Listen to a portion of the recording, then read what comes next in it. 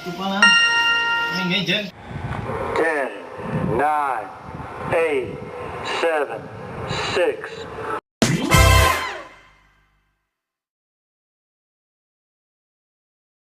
So nahirapan sila i-solve yung puzzle tricks natin tsaka sila Paulo at Basti. So ang gagawin natin boys, puntahan natin sila Bray tsaka si Andre. Sila, sa kanila natin ipasagot yung puzzle tricks. Samahan nyo kami.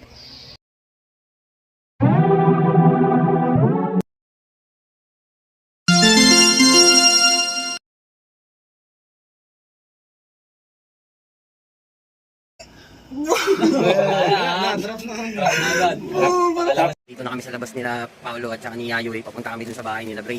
Nandito na kami sa bahay nila Bray. Ayan si Andre. Ayan, so sumugod kami dito ngayon. Ayan, so pasok tayo.